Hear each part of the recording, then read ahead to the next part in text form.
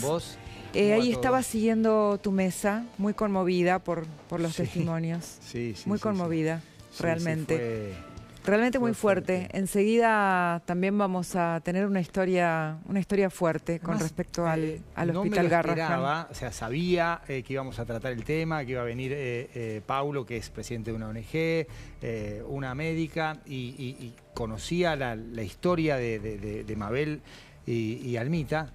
Pero una cosa es tener así como un panorama y otra es escuchar con tonos, con emociones, con experiencias, con descripción bien definida de lo que pasa de acuerdo con la situación de cada persona.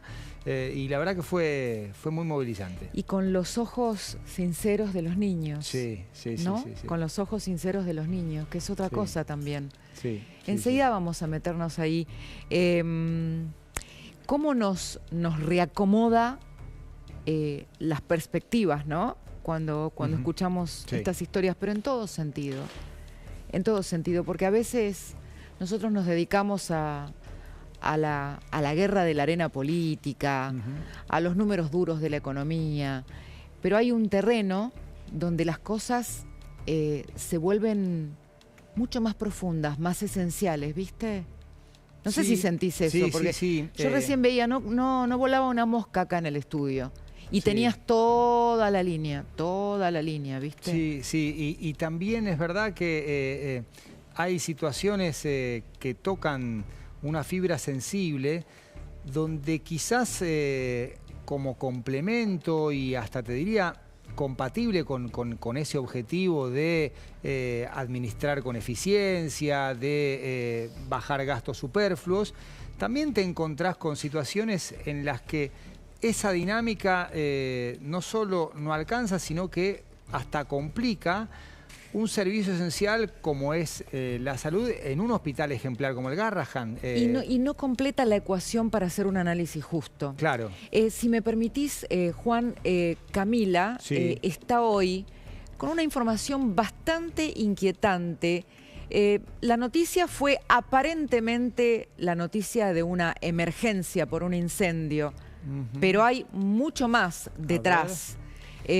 Camila Dolabjan, y esto que me parece que es como tirar de un hilo que puede llevar a muchos lugares. Es tremenda la información, Cris. Como saben, bueno, esta mañana en Lomas del Mirador se incendió una pañalera, Liberty, conocida por ser proveedora del Estado, particularmente del PAMI, le proveía pañales para adultos.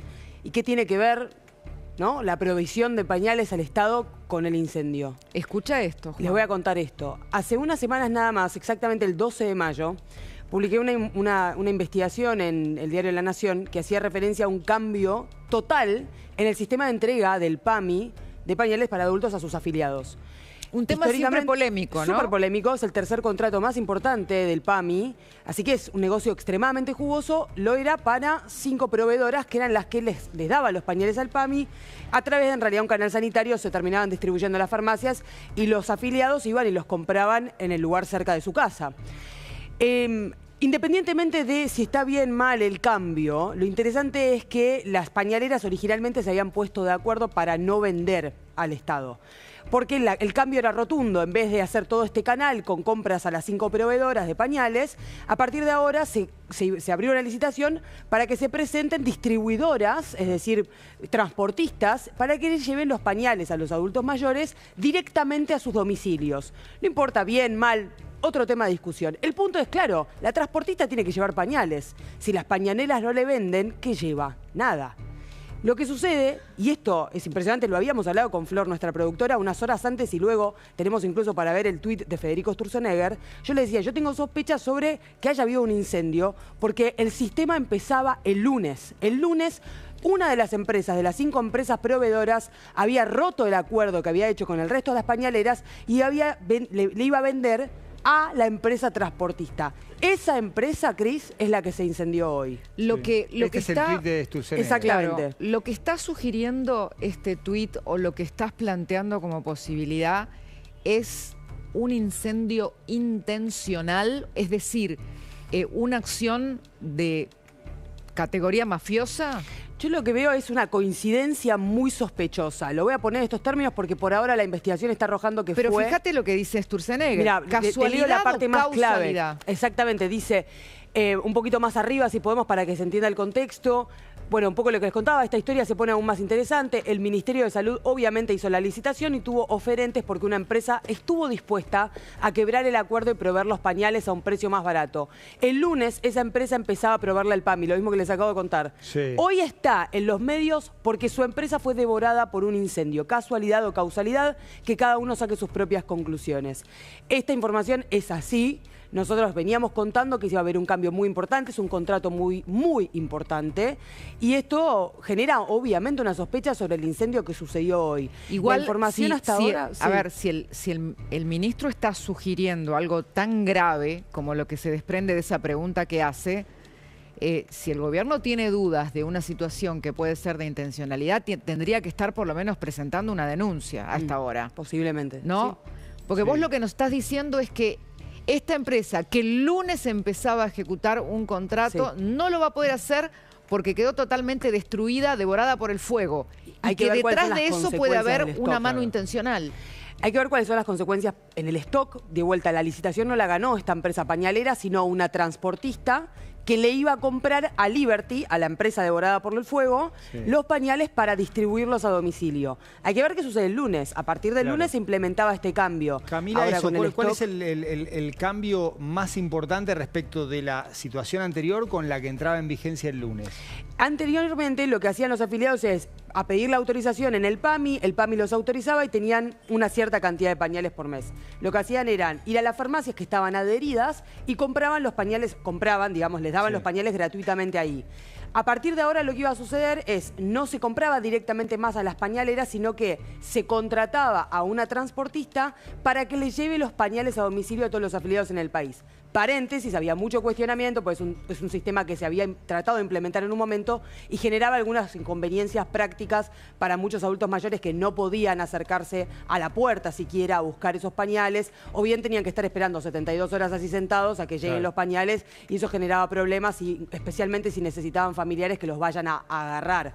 Entonces algunos planteaban que era más práctico y posiblemente más barato ir a la farmacia y buscarlos ahí y no generar todo un lío logístico incluso para las familias.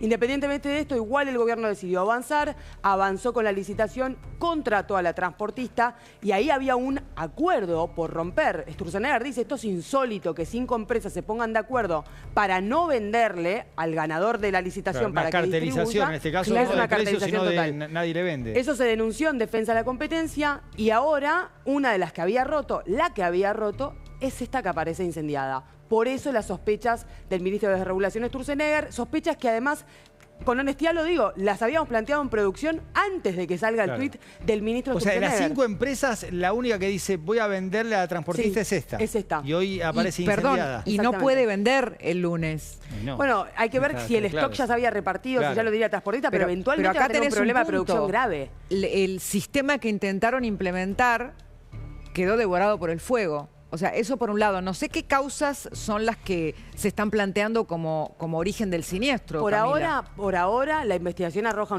una suerte de accidente a la noche que sucedió con un chisporrotazo, con un problema eléctrico que causó el fuego, pero... ¿Cuántos incendios? No quiero sembrar sospecha innecesaria, pero ¿cuántos incendios hemos tenido? Por lo menos amerita una investigación. O sea, las sospechas las está planteando el propio ministro Sturzenegger, porque es el que está planteando por lo menos la duda de qué hay detrás, si una casualidad o una causalidad.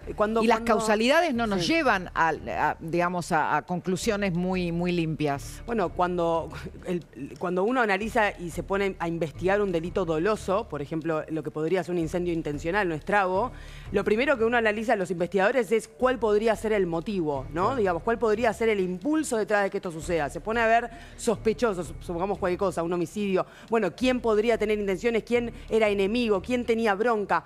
Bueno, acá hay una situación objetiva, muy clara y documentada que podría derivar en una sospecha de actores que les convendría que Liberty, esta empresa, no pueda proveer y no pueda producir pañales. Y por otro lado, que estamos hablando, como vos decías, de uno de los, llamémosle así, leones del negocio para los proveedores, porque estás hablando del tercer presupuesto, ¿o no? En los contratos del PAMI viene medicamentos, internaciones, pañales. Ese es el orden de contratos de un organismo que, por supuesto, gasta miles de millones de pesos por mes. Sí. Es decir, es un negocio esencial, digo, es muy potencialmente para algunas pañal productoras, no tener el contrato con el PAMI implica un problema muy grave económico, es decir, posiblemente no tener un gran cliente, o por no decir la quiebra directamente, o tener que desarrollar otros clientes nuevos. Es muy difícil realmente para muchos porque esto es clásico, empresas que se han desarrollado bajo el paraguas de venderle al Estado, no solamente en este sector, en muchos sectores ha sucedido, millones de alimenticias que hemos visto crecer por el mero hecho de venderle a municipios, a provincias o al Estado Nacional, ¿no? Sí, y este, bueno, puede ser el caso para algunos. Hay algunos incendios que están vinculados con borrar pruebas. Me acuerdo del caso Iron Mountains, que es una historia de hace unos años. Pero en este caso no hay ninguna prueba que borrar u ocultar en ese edificio, al revés, o sea... Pero sin utilizar la fuente de o como mensaje, si el traslado fue ya hecho, mirá lo que te va a pasar si esto continúa, en el caso de que haya causalidad o correlación, o tratar de evitar lo que iba a pasar a partir del lunes, que esta empresa le vendiera a la transportadora como punto de partida de la ejecución de la nueva política. Y eso nos lleva a la otra pregunta, Camila, porque ¿qué va a pasar a partir del lunes? Bueno, todavía no han comunicado si esto afecta efectivamente a la entrega a partir del lunes. Recordemos que estas entregas se tienen que realizar periódicamente porque todos los meses o cada una cierta cantidad de semanas se precisa un restoqueo para cada uno de los afiliados de pañales. Ya había mucha incertidumbre entre los afiliados porque estaban acostumbrados a un sistema que había regido por más de una década y a partir de ahora eso cambiaba, había mucho nerviosismo. Entonces vamos a tratar de comunicar y por supuesto que apenas tengamos una respuesta, si estamos aquí la daremos a conocer, de qué va a pasar a partir del lunes, si obviamente va a continuar la entrega como se preveía, con otra forma de estoqueo, si había stock guardado para las primeras entregas o si a partir del lunes se ponía en funcionamiento pero iba a tardar un tiempo en finalmente ejecutarse exclusivamente de esa forma, si van a poder seguir buscándolo en las farmacias hasta que una situación se resuelva. Todavía las consecuencias para el sistema que se iba a implementar no están determinadas, porque imagínate que este tuit de Sturzenegger desde hace muy poco tiempo, apenas una hora y pico, y del Ministerio de Salud todavía no hay información sobre si eso va a afectar la provisión. Bueno, es que por lo pronto tienen que implementar alguna transición urgente porque este servicio, como lo tenían previsto, no se va a poder llevar adelante. Estaba pensando, porque estamos hablando de distintos temas de salud que nos refieren a situaciones donde, en este caso del PAMI, estamos hablando de una gran caja para muchos proveedores, porque para los abuelos, para los que dependen del PAMI, es la necesidad, es el poder atenderse, ¿no? A veces no teniendo otro recurso que la obra social de los jubilados que provee el Estado. Pero estamos hablando también a esta hora, además del Garrahan, del tema del fentanilo. Por supuesto. Que ayer mismo decíamos, todavía no sabemos cuántos lugares tienen a disposición para el uso y sin ser retirados por lo menos del alcance del uso diario, dosis que pueden ser letales. Y se conoció también, Camila, y te pido que nos cuentes, cuáles son las nuevas medidas para ampliar de alguna manera el cerco de protección ante este riesgo de vida. Sí, bueno, hablando de incendios, no se olviden que el laboratorio Apolo, que está asociado a Jorge Salinas, que a su vez está asociado al laboratorio Ramallo, que produjo el fentanilo de HLB Pharma, perdón que hice todo el... Ese laboratorio Apolo que estuvo bajo la mira por el caso efedrina, se incendió en 2016. Bueno. Nunca se lograron determinar exactamente las circunstancias. Mismas personas, drogas con situación similar en cuanto a su potencial derivación al mercado ilegal. Y hablando de eso, Cris, tenemos información muy importante porque fuentes que están muy cercanas al caso nos han enviado o nos han facilitado algunos de los centros que han confirmado la recepción del fentanilo, y es importante comunicarlos porque justamente ayer cuando hablábamos de este pedido de la justicia de demorar, obviamente a discreción de la familia si no está judicializado, pero demorar las cremaciones de sus seres queridos, bueno, nos permite cercenar un poco en qué casos pudo haber estado en contacto un paciente con el fentanilo, así que tenemos para contar algunos de esos centros, que la verdad obviamente genera muchísima angustia a las víctimas, ¿no? A las familias de las víctimas. Por ahora son 34 muertos, pero ¿podría subir ese número? Definitivamente, y esto tiene que ver con que los 34, cuya cifra no se ha elevado en los últimos días, se fueron confirmando a partir de casos particulares que se derivaban a la justicia, pero justamente porque todavía no se ha logrado comunicar, no todas las jurisdicciones y los distintos hospitales han logrado transmitir la información necesaria al juzgado para contabilizar bien las muertes, es muy posible que el número ascienda, y por otro motivo también, que todavía no se han confirmado la cantidad de lotes que están implicados en esta situación. Hay un total de 7 que están siendo analizados como muestras. Esa información todavía no fue referida por la ANMAT a la justicia, pero a partir de eso también pueden rastrearse otros lotes que hayan terminado a través de ventas en otros hospitales y hayan potencialmente causado la muerte de otros pacientes. Cami, en este caso, este laboratorio en particular, que tiene una historia de por lo menos una década, que no pudo llevarse adelante bajo ningún punto de vista sin los contratos que le garantizaba el Estado, sin esos vínculos con el Estado. Y que tampoco tiene un track record impecable, ¿no? No, para nada, te diría. Y sin embargo, termina en esta historia ya mucho más compleja, donde uno por momentos se pregunta si acaso ahora saltó esta situación del fentanilo porque simplemente no quieren quedar pegados todos los que le allanaron el camino a los contratos a este laboratorio. Discúlpame que lo diga así. No, es que es absolutamente llamativa la aparición de este presunto comprador, digo presunto comprador, Sebastián Nannini, que un poco perfilábamos el otro día porque está involucrado con muchas figuras políticas, particularmente Mario Iggi, es extremadamente cercano hace años a Mario Iggi, al intendente José Cepaz. Bueno, lo que sucede es que aparece como comprador sin acreditar hasta ahora, no tiene acreditada la justicia la compra fehaciente, están esperándose informes de IGJ y que efectivamente se haya trasladado el paquete accionario a Nannini, pero aparece en el juzgado diciendo: hola, ¿qué tal? Yo compré este laboratorio porque me pareció un buen negocio. La verdad es que Nannini es una persona que está en relación de dependencia, con un contrato no solamente como docente en la Universidad de Buenos Aires y en la Universidad José Cepaz, sino también en la Policía Federal. Hay cosas muy extrañas en cuanto a los dueños. Y Nannini, abro pregunta, ¿no? Sí. Digo, ¿estaba involucrado con el laboratorio antes? Yo creo que en esta instancia es una pregunta que hay que hacerse. Y después las responsabilidades, más allá de civiles, veremos cuáles son las responsabilidades penales, pero lo primero, lo urgente es tratar de identificar a todas las víctimas y poder encontrar las pruebas necesarias para efectivamente determinar que fue a partir de esa contaminación del fentanilo y de la administración de la droga a los pacientes que se causó la muerte. Y para eso es importante realizar autopsias, por lo tanto, obviamente para los familiares que a discreción lo decidan, no cremar a sus seres queridos hasta que, si tienen sospechas, por supuesto, hasta que esto se pueda determinar. Por ejemplo, el recorrido de la última víctima, la número 34, es desde el Hospital Municipal de Balcarce, que hacen la denuncia ante la Fiscalía 11 en Mar del Plata, especializada en delitos culposos, y realizan los estudios de laboratorio y ahí ratifican presencias de elementos ajenos a la droga original. Claro, es a partir de una sospecha que se deriva. Ahora de vos imaginate ampolla de fentanilo contaminado. Imagínate las familias que de pronto creyeron, imagínate la situación de desesperación, de emergencia, donde un cuadro que además se altera, venían con patología y cuadros delicados, todos. Donde un cuadro se agrava. Porque recién ahí se aplica fentanilo para ese tipo de casos. Exacto. Y se agrava al punto de perder la vida y que estas personas se enteran que cuando creían que estaban por salvarlos, los terminan envenenando. ¿Por qué es esto? Y ya vos estás en ese momento luchando por tu ser querido, crees que van a aplicarle lo mejor, los médicos creen que están haciendo todo para salvarle la vida.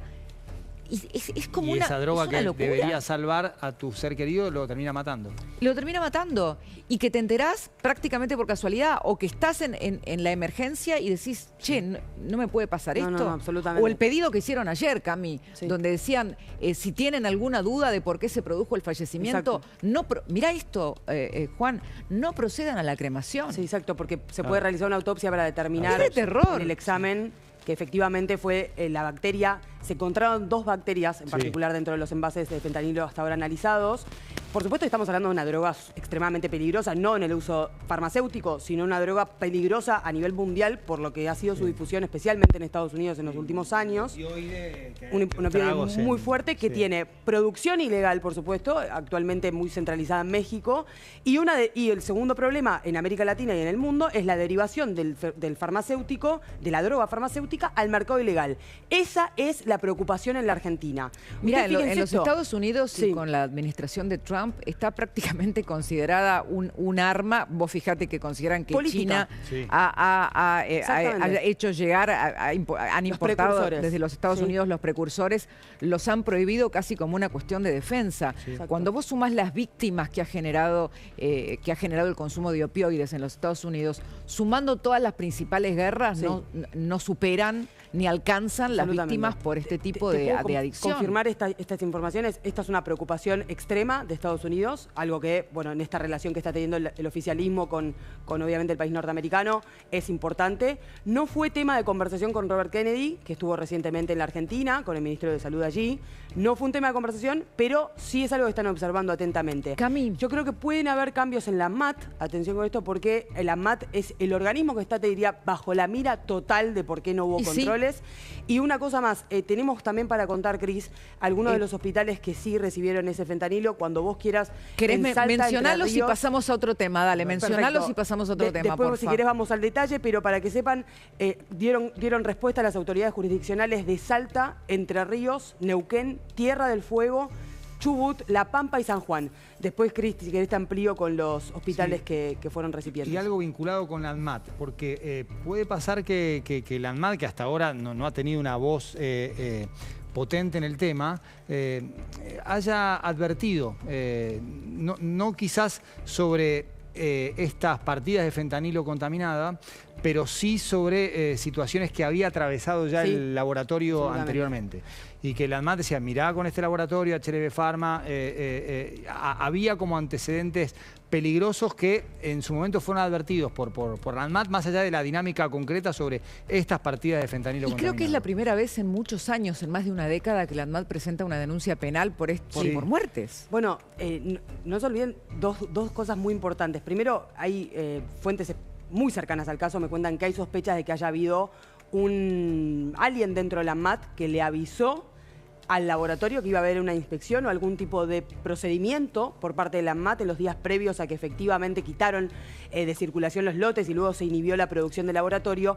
Y hablando de cosas que parecen accidentes, o no, en los días previos a que toda esta situación empezó a desarrollarse, hubo un robo en el laboratorio, en la sede del laboratorio HLB, en Intendente Tompkinson, en la avenida Intendente Tompkinson en San Isidro, hubo una entradera y desapareció potencialmente documentado. O casualidad. Otras cosas, ¿no? Casualidades de la vida. Y perdón, era el laboratorio que iba a hacer la vacuna rusa, ¿no? Habían, por supuesto, no se olviden de... Bueno, Sebastián Nannini, que aparece como comprador, muy cercano a Mario Ishi. ¿Quién viajó a Rusia? Con los funcionarios nacionales. Y nosotros preguntándonos, ¿qué hace Mario Ishi en Rusia? Por favor. Negociando la vacuna. O sea, empezás a atar cabos. Empezás a atar cabos. Una telaraña. Y te encontrás en cada ámbito del Estado montajes para otras cuestiones. En estas horas solamente hemos estado hablando de la ruta del dinero acá, recordando, porque yo de verdad hoy decía, están los datos duros de la sentencia, pero esa causa, esa investigación periodística, dejó al descubierto el submundo, o llamémoslo así, la faena o la línea industrial del robo político. Porque vos tenías de pronto gente contando plata en uno de los barrios más acomodados de la ciudad, valijas por todos lados, documentos por todos lados, toda una estructura bancaria, jurídica, de todo tipo, para transportar ingentes cantidades de dinero, que era tanto, porque era tanta la voracidad, que ni siquiera alcanzaba con contarla, la pesaban para que todo fuera... Claro. Es como todo un submundo que cruzó todas las fronteras de lo imaginable, que por momentos parecía grotesco, parecía bizarro. Ahora ya no se puede discutir.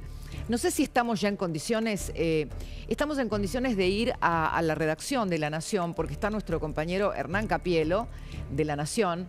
Hernán, hoy no fue un día más y vamos ahí con carácter, con el cartelito de urgente. Hernán, acá con Juan, estamos saludándote de los estudios de La Nación Más. No fue un día más el después de la sentencia particularmente. Fue un día en el que a mucha gente empezó a llegarle algún aviso y a correr el reloj que pone fin a su libertad. Tal cual, Cristina. El lunes tienen que ir con el bolsito a tribunales. Y eventualmente el bolso, porque ahí tienen que llevar la muda de ropa que van a tener que utilizar en el penal, donde van a terminar, porque la Corte lo que dijo es que tienen que cumplirse, ejecutarse esta condena. A los que notificaron, te digo que son a Fabián Rossi, que ahí lo veíamos hace un ratito en pantalla, notificaron a un señor Mendoza, que era uno de los gerentes, o el presidente, mejor dicho, de Austral Construcciones, también a Juan Alberto de Racis, a Carlos Molinari y a Eduardo Castro. Molinari, un señor muy adinerado, que de hecho era quien compraba o ponía el capital para que se compraran estos autos de lujo que son parte de la maniobra de lavado. Inclusive se lo vinculaba con el financiamiento del casamiento de Leonardo Fariña con Karina Jelinek, que todos nos acordamos. Sí, claro.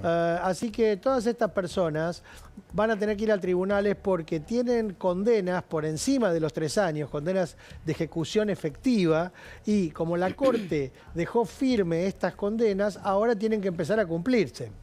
¿Vos sabés que muchos de ellos, porque tienen más de 70 años o porque tienen algún problema de salud, le manifestaron al Tribunal Oral Federal 4 que van a pedir cumplir la condena en arresto domiciliario? Bueno, esta es una cuestión que se deberá resolver a posteriori. En primera instancia, vengan, pónganse a derecho y después presenten todos los certificados que tienen que presentar. Los especialistas del Servicio Penitenciario Federal también harán lo propio, revisarán su situación, elaborarán informes y ahí el Tribunal Oral luego decidirá si les corresponde o no cumplir la condena en arresto domiciliario. Muchas gracias, Hernán, muchísimas gracias. Vos sabés, Juan, que el casamiento de Fariña es una de las cuestiones que primero le llamó la atención a Jorge Lanata para empezar a indagar, porque le parecía muy raro. Olfato. Le parecía muy raro todo lo que se estaba moviendo detrás de ese casamiento, no solo los montos, los personajes estridentes, la presencia del GEOF, por ejemplo, y otro colega aportaba hoy el dato de que tal vez elevar el perfil para Fariña también era una manera de protección. Recordemos que Fariña termina convirtiéndose en un testigo arrepentido, que permite que esta causa, pueda concluir. Pero ya ese casamiento le había parecido algo que no tenía que ver solamente con las historias de amor, ¿no? Fíjate a dónde llega el lavado de dinero, ¿no? Sí, y lo que a veces es una trampa, levantar el perfil, sobre todo porque lo que vos construís en un túnel sin darte a conocer, sin que la gente conozca tu cara, te da también cierta impunidad o baja el riesgo de que te identifiquen. Pero como bien planteas vos, a veces las personas necesitan o mostrar o mostrarse, sea por ego, por vanidad.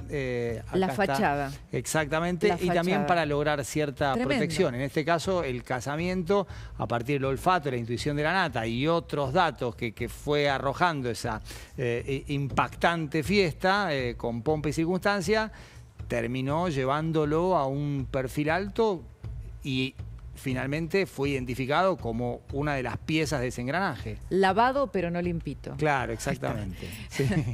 Un placer, Juan. Un placer, Cris. Que tengas hermoso fin de semana. Muchas gracias.